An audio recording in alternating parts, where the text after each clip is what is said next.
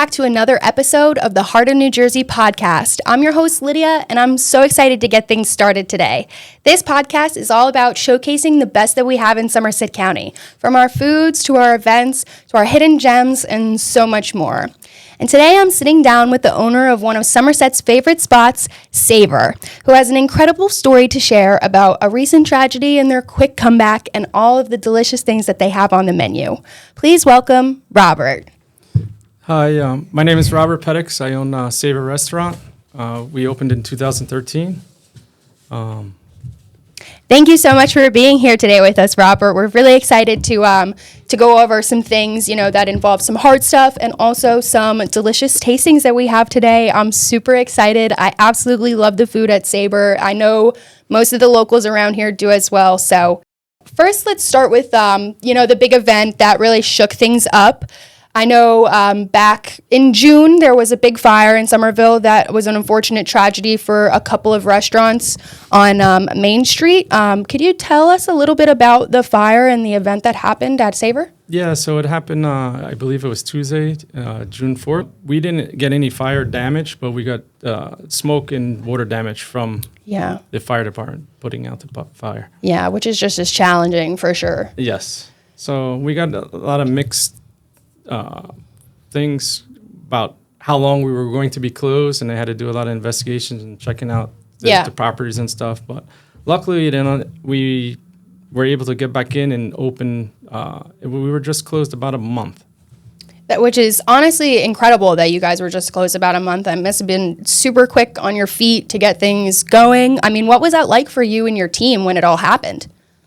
It was devastating, actually, and not having like a timeline or a clear-cut timeline of how long we were going to be closed. It was very difficult. I retained my staff. I was paying my staff while we were closed, but it was like, just trying to get answers and, was difficult. Well, I know you guys had recently had your 10-year anniversary last year or so. So it's been, 11 years since you guys have been open? Yes. Yeah, which is awesome. Has anything like this ever happened before in the past?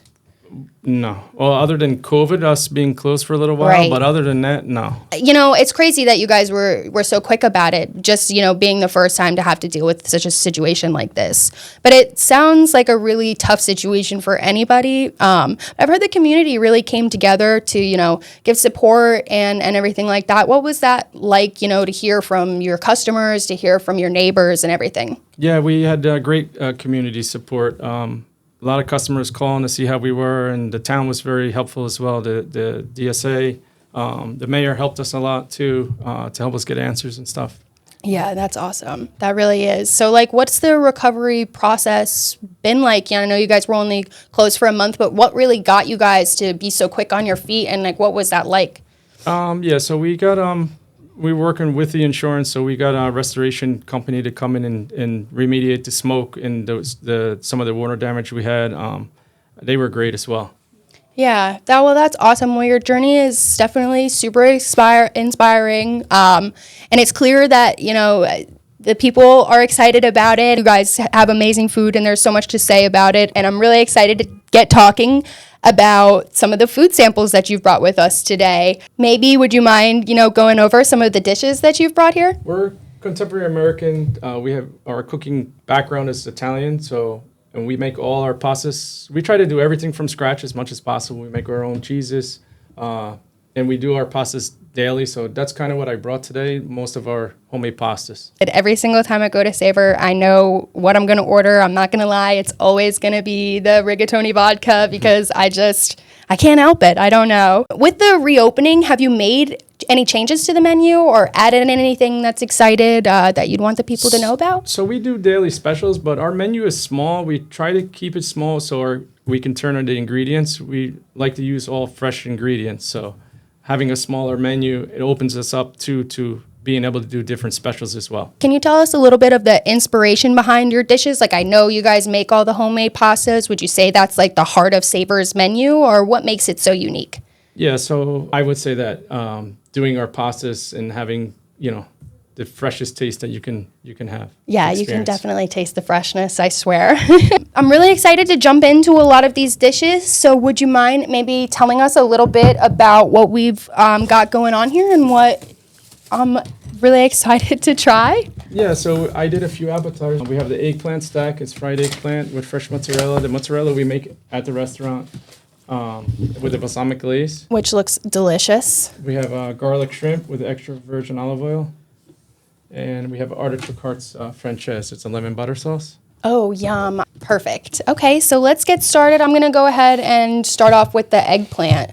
This looks so good. It's like a little sandwich looking. I'm going to eat it like a sandwich.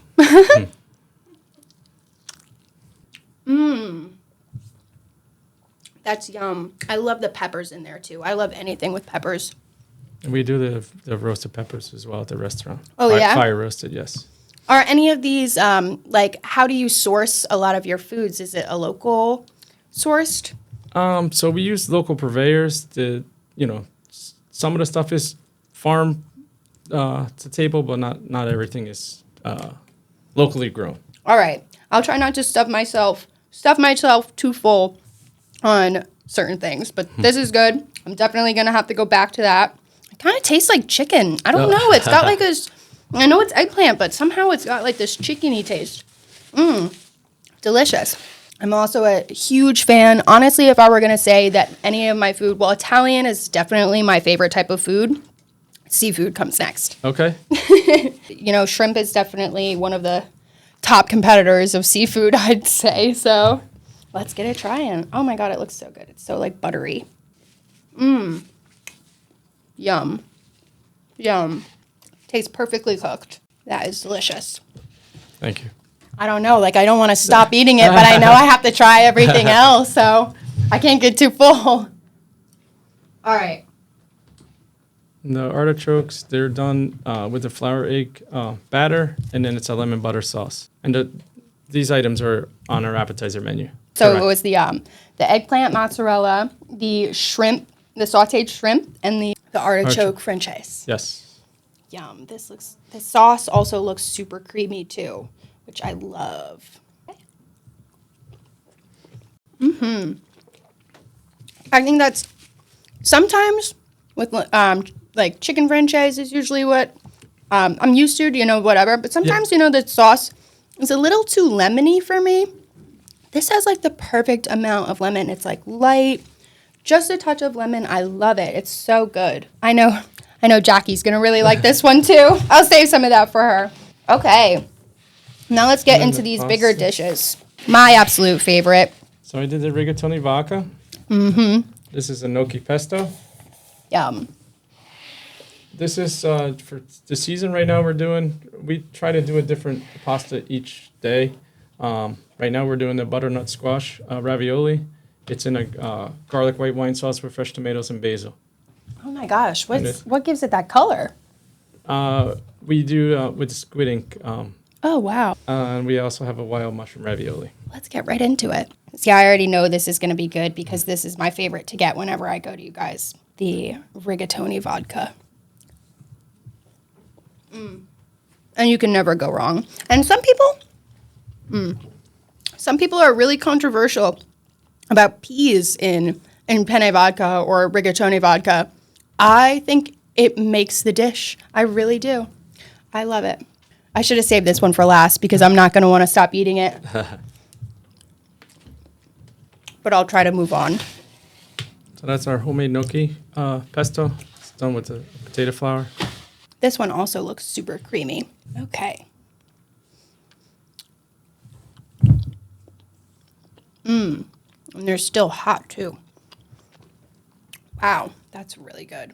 I don't eat gnocchi enough. I really don't. No, I feel like every time that I do, I'm like, why don't I do this more often? It's just one of those foods. It's kind of heavier, so I feel like maybe sometimes I'm just like, no, but every time I eat it, I want more. So good. So good. Okay. I'm definitely going to have to go back, but I'll need to move on.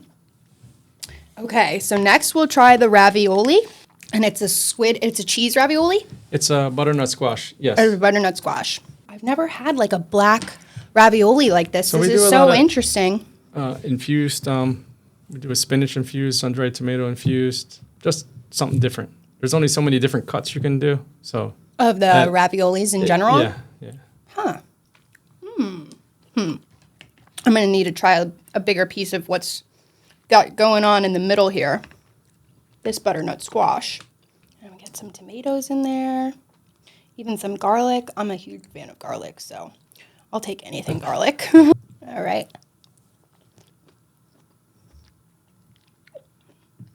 And I love the tomatoes with it, too.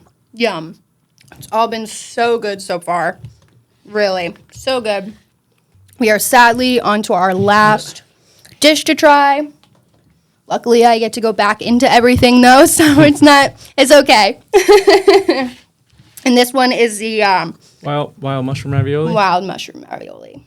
So it's got mushrooms on the middle of it, or? Yeah, the cheese and mushrooms and inside as mushrooms. well.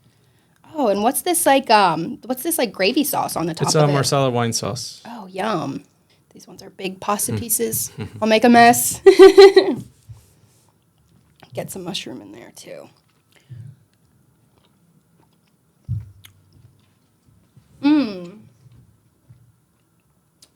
That one is really, really good, too. Honestly, typically, mushrooms, I like mushrooms.